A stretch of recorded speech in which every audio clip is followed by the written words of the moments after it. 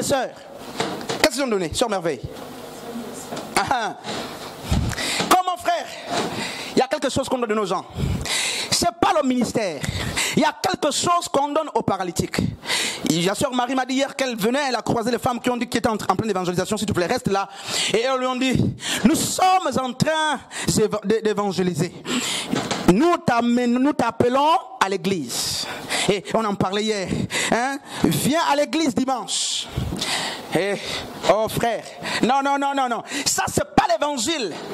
Je dis à la sœur Marie, elles ont raté l'évangélisation. Parce qu'elles devraient te donner ce qu'elles en avaient ce jour-là. Elles n'ont pas parlé de l'agneau. Mais elles ont parlé, viens à l'église. Elles ont présenté le ministère. Frères et sœurs, Pierre n'a pas présenté son ministère ou son onction. Jean n'a pas présenté son ministère ou son onction. Jean-Pierre n'a pas parlé de son épouse. Il était marié, rappelez-vous. Et qu'est-ce qui se passe? Il dit, je n'ai pas d'argent, je n'ai pas d'or. Mais ce que j'ai, au nom de Yahushua, lève-toi et marche. Pas au nom du pasteur, pas au nom d'une dénomination, pas au nom du ministère, pas au nom de mon onction. Ce que j'ai, c'est quoi? Yeshua. Je te le donne. Au nom de Yeshua, lève-toi de ta paralysie et marche. La Bible dit que le frère est resté assis malgré l'onction de Jean et Pierre. Ça ne l'intéressait pas. Il voulait l'aumône. Quitte le péché. Toi qui vas avec les maris des autres. Regardez. Quitte ça. Non, tu dis non. Toi qui vas avec les femmes des autres. Il y a quelque chose que Dieu dit à quelqu'un. Quitte ça. Et les prédicateurs sont passés. Ce jour-là, le paralytique voulait aussi faire de Pierre et Jean, n'est-ce pas? Il voulait faire de les gens qui s'alignent dans son répertoire, ceux qui donnent le monde. Non, frère. Lève-toi et marche, frère. Le pasteur impose les mains. Lève-toi et marche. Quitte le péché, quitte la débauche, quitte le vin, quitte. Le frère ne se lève pas. Alors, qu'est-ce qui se passe? Dans ma Bible, il est dit qu'ils l'ont saisi par la main. Or, la main, c'est, n'est-ce pas, c'est la lettre Yod. Yod, n'est-ce pas, c'est la première lettre du nom de Yahvé, c'est la première lettre du nom de Yehoshua. La main symbolise la puissance. Et qu'est-ce qui se passe? Pierre va dire, malgré ton doute, la puissance de Dieu va s'exercer. Au-delà de tes doutes, lève-toi. Ils vont le saisir. Il y a des frères et sœurs qui ne se convertiront jamais, qui ne changeront jamais de vie par des simples prédications. Il faut saisir les mains. L'heure est venue où les anciens, où les pasteurs doivent examiner le type de personne en face. Il y a des gens qui se lèvent comme ça par la prière, il y a d'autres qu'il faut saisir après la prière. Tu dois quitter ça de force. Oh frère, Matthieu dit quoi? Nous sommes la lumière du monde, le sel de la terre. Le sel de la terre. Et si le sel perdait sa saveur? Le problème n'est pas d'être le sel. Le problème n'est pas de porter les mots, les maillots des chrétiens. Le maillot, c'est le ministère.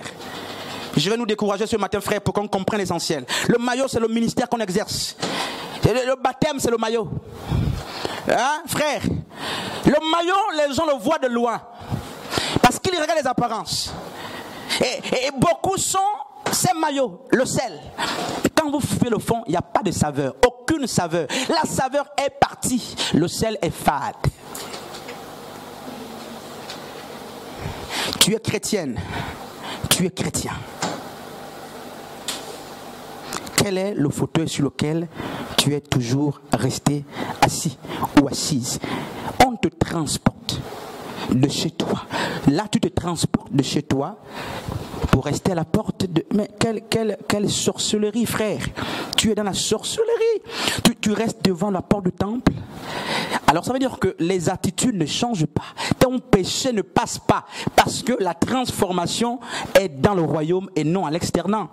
Tu es resté dehors. C'est pourquoi tu prends les femmes des gens n'importe comment.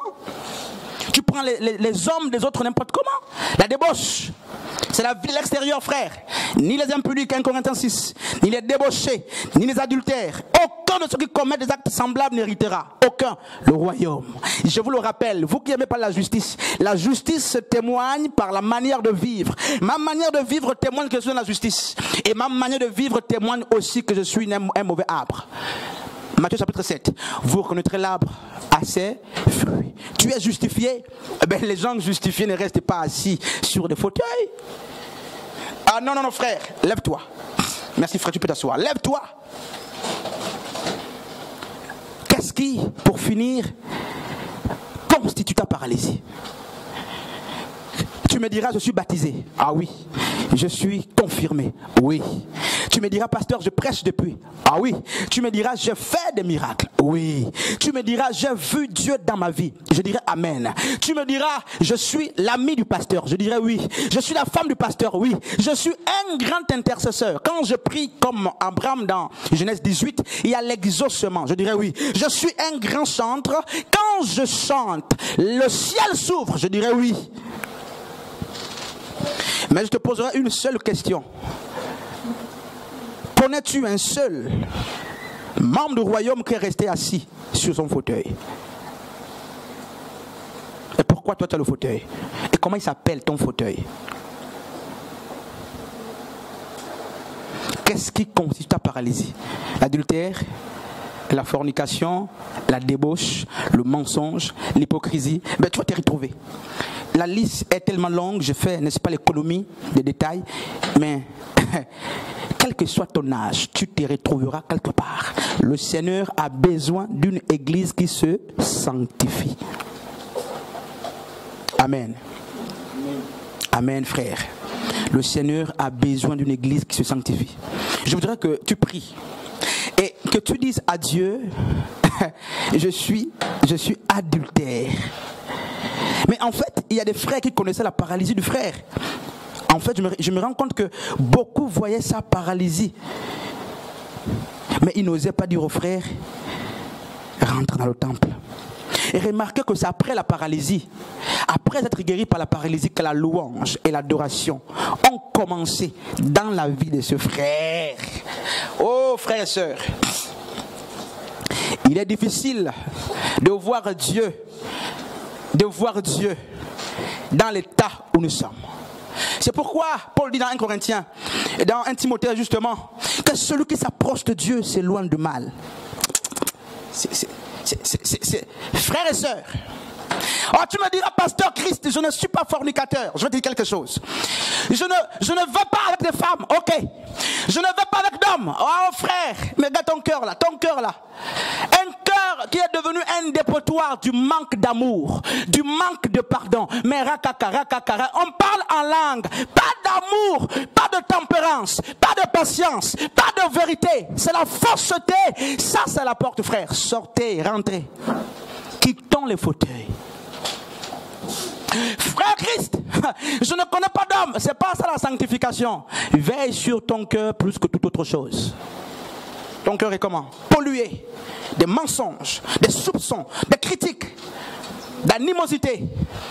Et là, si le cœur n'est pas réparé, rappelez-vous l'énigme de Samson. Il a tué, n'est-ce pas, un lion. Et regardez le temps. La Bible dit qu'il a tué un lion pour finir. Et plus tard, c'est dans ce lion qui est dur de caractère que le miel va être tiré. Tu es lion en Christ, le temps t'a brisé. Il faut qu'on tire ce qui est doux. S'il n'y a pas ça, c'est que tu n'es pas mort. Oh, j'aime la parole de Dieu, frère. Tu es lion, le caractère du lion est brisé.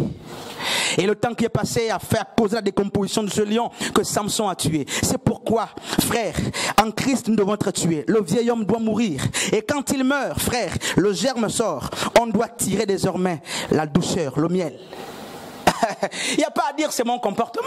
Ça, c'est la fausseté, frère. Il n'y a pas à dire c'est mon habitude. C'est la fausseté. C'est la preuve que tu n'es pas brisé. Le brisement, frères et sœurs, entraîne la décomposition. Et la décomposition explique la mort du vieil homme de Corinthiens 5:17. Si nous sommes en Christ, les choses anciennes sont passées. C'est pourquoi dans l'énigme de Samson, frère, le lion est mort avec son caractère.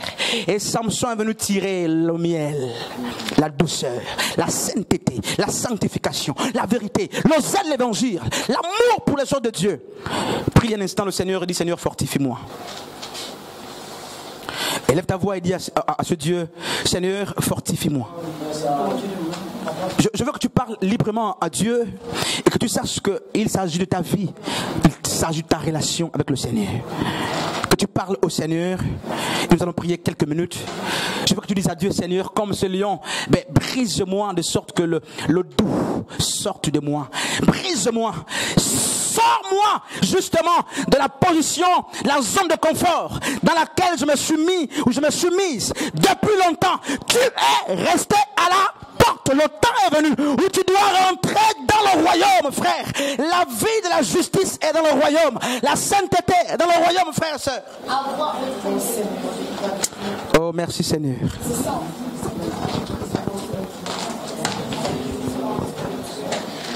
C'est toujours dans ce même élan que tu vas adresser à l'Éternel tes prières.